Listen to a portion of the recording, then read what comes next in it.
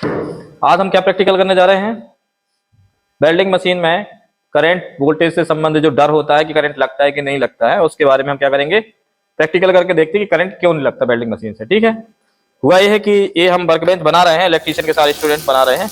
ये वर्कबेंच अभी कंप्लीट नहीं हुई है, तो कुछ स्टूडेंट्स को डाउट है कि करंट क्यों नहीं लगता है वेल्डिंग मशीन से, इसलिए हमने सोचा इस पर एक प्रैक्टिकल कर लिया जाए।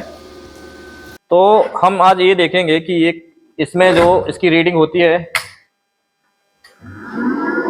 ये जो दिख रहा है इस पे, ये क्या है, ये वोल्टेज है या करंट है।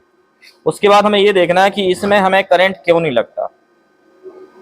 ठीक है। तो सबसे पहले हम आपको बता दें कि इसमें से जो करंट आता है ये डीसी होता है कि एसी होता है। इसको आज हम मल्टीमीटर से चेक करेंगे दोनों प्रकार से।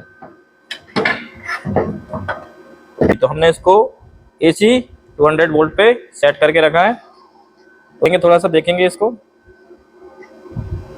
ये वोल्टेज नहीं बता रहा है, इस पे आ रहा है 206 है, लेकिन इस पे कुछ नहीं आ रहा है।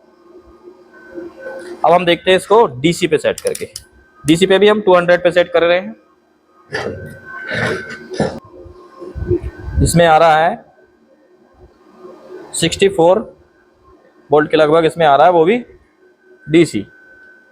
इसका मतलब ये है कि जो इन्वर्टर टाइप की ये वेल्डिंग मशीन है, इसमें एसी करंट नहीं होता है, आउटपुट में डीसी करंट पे वर्क करती है, लेकिन इसका इनपुट जो करंट है वो एसी ही है। अब दूसरी बात यह है कि इसमें हमें करंट क्यों नहीं लगता। अगर हम ये दोनों इलेक्ट्रोड हाथ से टच कर लेते हैं तो हमें करंट क्यों नहीं लगता। जैसे ये है, हमने ये इलेक्ट्रोड पकड़ लिया है, ये दूसरे हाथ से हमने इसको पकड़ के रखा है, तो हमें करंट क्यों नहीं लग रहा है। करंट इसलिए नहीं लग रहा है क्योंकि इसके वोल्टेज में कुछ अंतर होता है। तो हम वोल्टेज चेक करते हैं, इसका वोल्टेज कितना है वो वेरी करेंगे करंट को।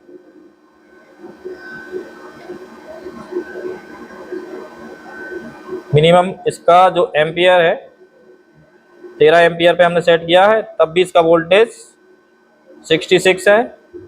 और हम इसका वोल्टेज बढ़ा रहे हैं, सॉरी हम इसका करंट बढ़ा रहे हैं, लेकिन इसके वोल्टेज पे कोई इफेक्ट नहीं पड़ रहा है।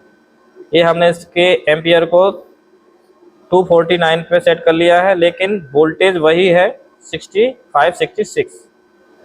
मिनिमम करते हैं, उसके बाद भी वोल्टेज वही है। यानी कि इस तरह की जो मशीनें हैं वेल्डिंग मशीन, इसमें सिर्फ हम करंट को कंट्रोल कर सकते हैं, वोल्टेज को कंट्रोल नहीं करते हैं। वोल्टेज इसका फिक्स होता है। और करंट इसलिए नहीं लगता है क्योंकि करंट लगने के लिए मिनिमम वोल्टेज की रिक्वायरमेंट क्या होती है, कितनी होती है, 90 वोल्ट चाहिए।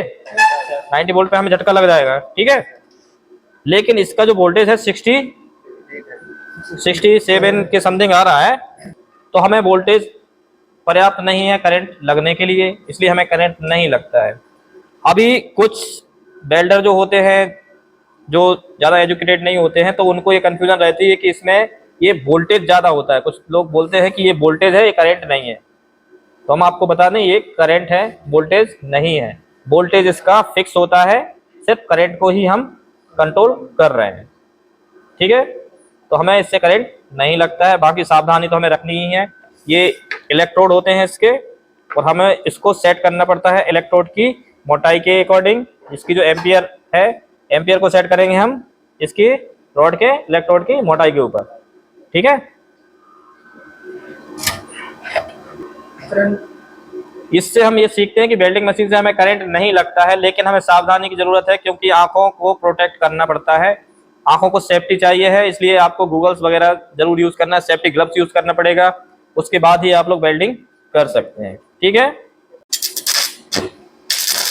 लेकिन यदि आप ऐसे यहाँ आपका हाथ लग जाएगा तो आपका हाथ जल जरूर जाएगा, इसलिए यहाँ से तो आपको सावधानी रखना है।